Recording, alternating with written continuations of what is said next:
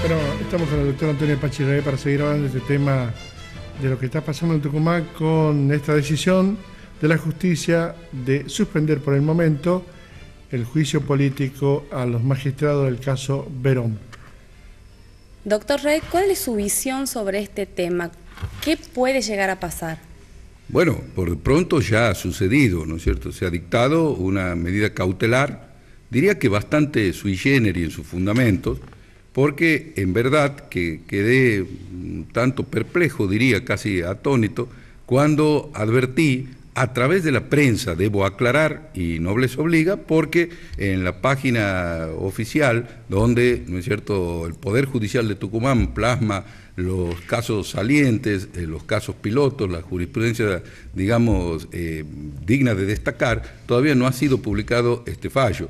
Eso, no obstante, de acuerdo a lo que pude ver por la prensa, habría de parte de esta Corte Suprema ad hoc, ¿no es cierto?, a través de estos magistrados que la integraron, una decisión que en definitiva trae a colación una característica de este proceso de destitución en cuanto a los aspectos subjetivos del mismo, en el sentido de que se trata de un proceso único y plural, y que habiéndose dictado una medida cautelar que favorecía a uno de los magistrados involucrados en el proceso, en este caso el doctor Herrera Molina, los demás magistrados también se favorecían con la misma.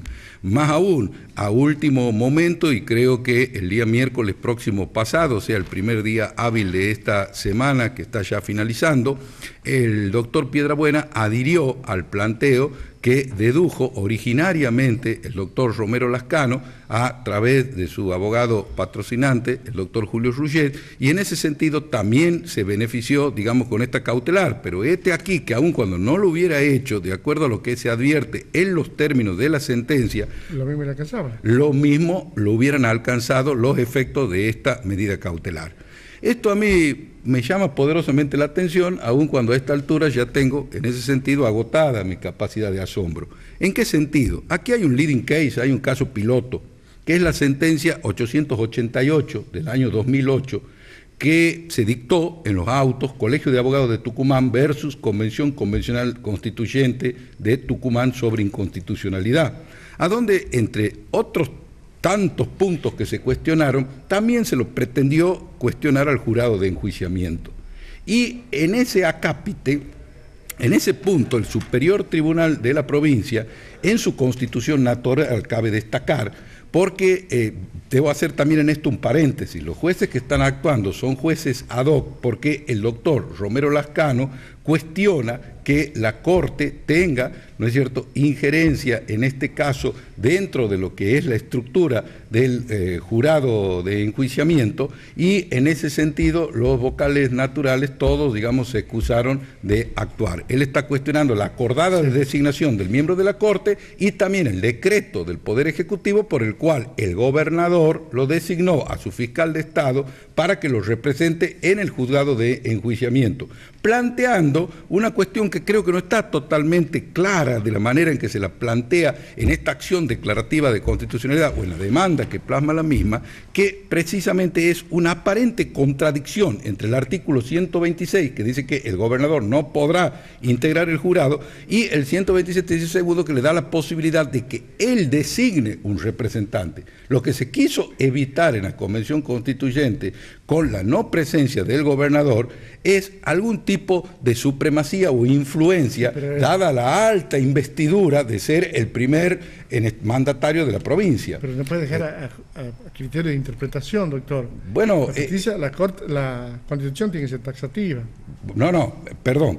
La Constitución es absolutamente taxativa y no existe ninguna contradicción, porque una cosa es que el Poder Ejecutivo nombre un representante, que el Poder Ejecutivo ha tomado el recaudo de nombrar un representante técnico, ¿sí? En este caso su fiscal de Estado. Y otra cosa es que el gobernador esté presente en el jurado de enjuiciamiento, a donde no se podría dar por hipótesis una situación en donde al jurado se lo deje en manos o en cabeza de otra persona que no sea el primer mandatario de la provincia. Entonces había una suerte de preeminencia de uno de los sujetos integrantes del cuerpo sobre el resto, por lo cual se dijo no lo integran ni gobernador ni vicegobernador. No obstante lo cual, para autolimitarse el poder legislativo en este órgano extrapoder, lo conformó con 5 legisladores por un lado, con un representante del Poder Judicial, que es un miembro de la Corte, con un representante del Ejecutivo que lo designa el gobernador y el que en este caso tomó el recaudo de designar un funcionario técnico, en este caso concretamente el fiscal de Estado,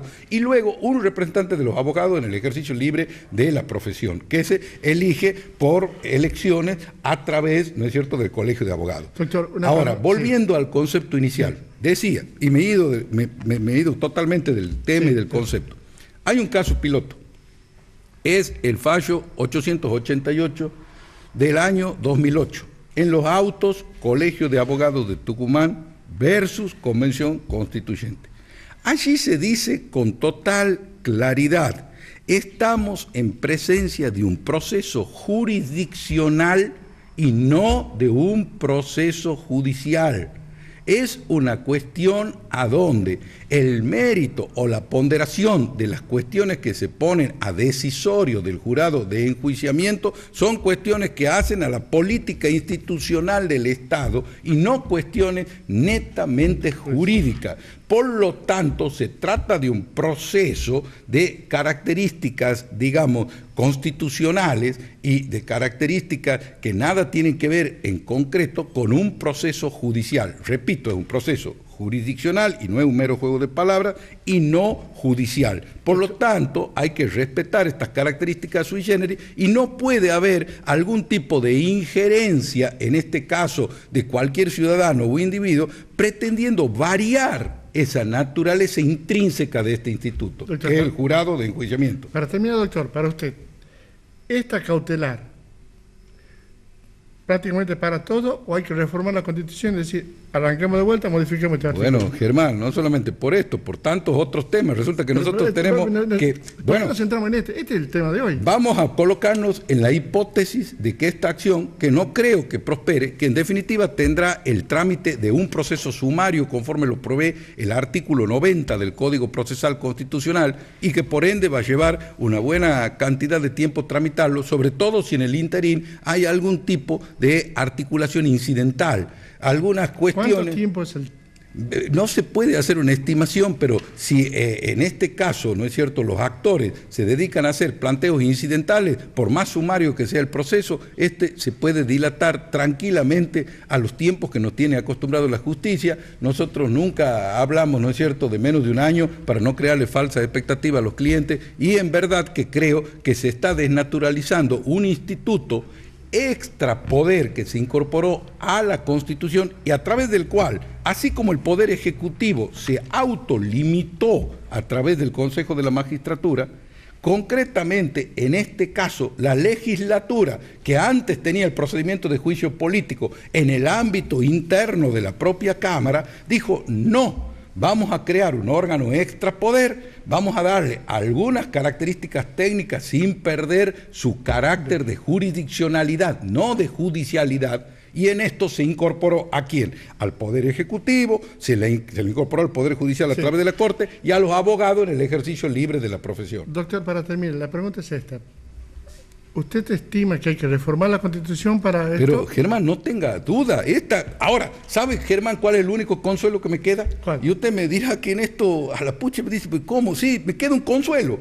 Que por lo menos, en este caso, hay un planteo concreto de inconstitucionalidad y sin juzgar sobre la procedencia o improcedencia en este caso del planteo o del fondo del planteo, claro, de la acción declarativa de constitucionalidad, debo decir que aquí hay un interés concreto, hay un interés legítimo y hay una situación, un casus concreto, valga la redundancia, que trataron de despachar. Esta Constitución ha sido reformada permanentemente, atacada permanentemente a través de un control genérico o difuso de constitucionalidad que no está habilitado en ninguna constitución del mundo. Esta sería la primera vez donde a la Constitución, para un caso concreto, se la voltearía, entre comillas, en uno de sus institutos, pero si la justicia decide que, repito, contradiciendo el leading case y el caso piloto del año 2008, sentencia 888 de ese año, Colegio de Abogados contra Convención Constituyente, si decide mutar ese criterio, si se decide